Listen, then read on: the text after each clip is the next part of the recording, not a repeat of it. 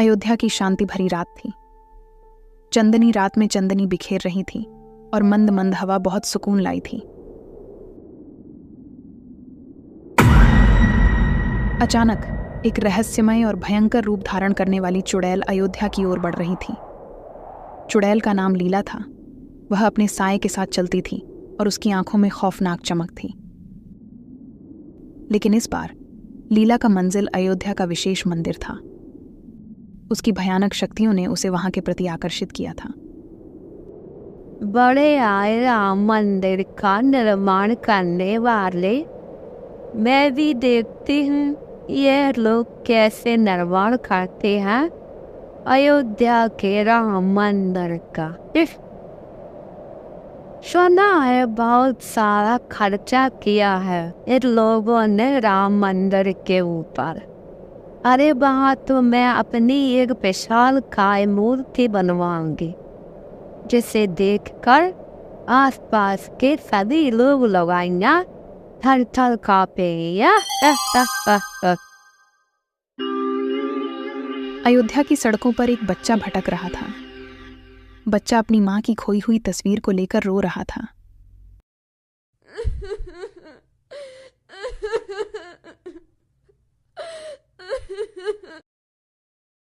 लीला ने बच्चे की दर्द भरी आवाज सुनी और उसके पास जाकर पूछा,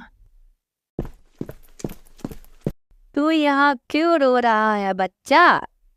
लगता है लीला चुड़ैल के अयोध्या आने का संदेश पूरे अयोध्या से लेकर बच्चों को भी पता चल गया।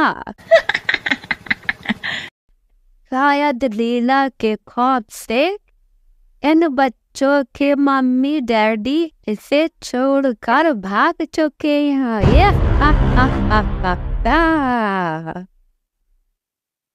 मेरी माँ गायब हो गई है, मैं उसे ढूंढ रहा हूँ।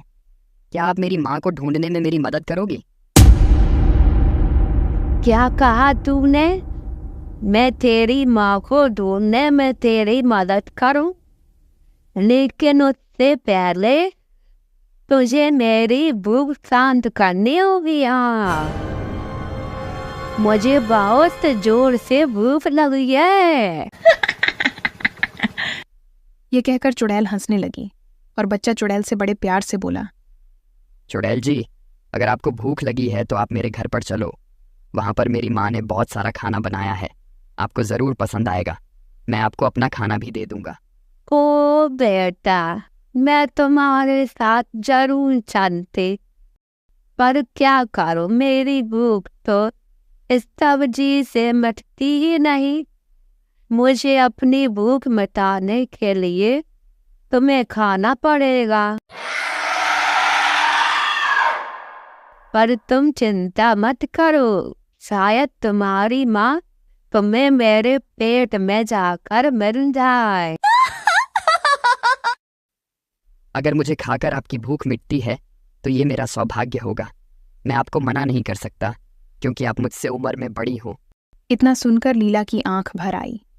लीला ने बच्चे की दुख भरी कहानी सुनी और उसकी मदद करने का निर्णय किया। लीला ने अपनी चुड़ैल की शक्तियों का इस्तेमाल करके माँ की खोई हुई स्थान का पता लगाया। बच्चा ने अपनी माँ को देखकर खुशी के आंसू बहाए और लीला का धन्यवाद किया। लीला ने बच्चे की माँ को वापस लाने के बाद महसूस किया कि उसके दिल में कुछ बदल रहा है। उसने अयोध्या की शांति और प्रेम का एहसास किया और उसकी भयंकर रूप में भी एक माँ की भावनाओं का सांग था। काश मेरा भी एक बच्चा हो। इतना कहकर वह अयोध्या के राम मंदिर की ओर जाने लगी। बाहर जाकर लीला ने देखा कि मंदिर का काम बड़े जोरों शोरों से हो रहा है।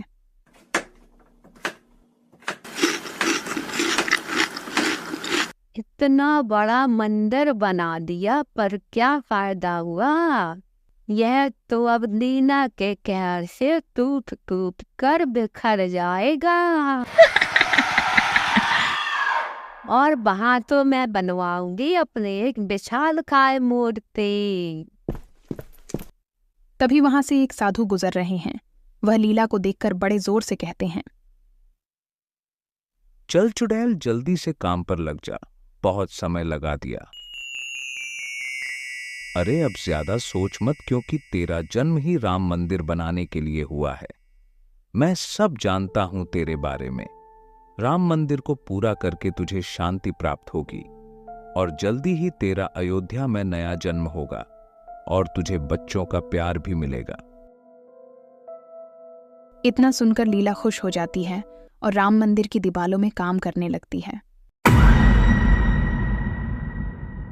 काम करते करते जल्दी ही अयोध्या को पूर्ण रूप से एक संपूर्ण मंदिर खड़ा कर देती है और वहीं पर उसको मुक्ति प्राप्त हुई और कुछ दिन बाद उसका अयोध्या में एक नया जन्म होता है। इस प्रकार लीला ने अयोध्या में नई जिंदगी की शुरुआत की और वहां के लोगों के बीच एक सच्ची मित्रता और प्रेम का पैगाम दिया। चुड़ैल की भयंकरता ने अपनी जगह से हटा दी और वह एक प्रेरणा स्रोत बन गई।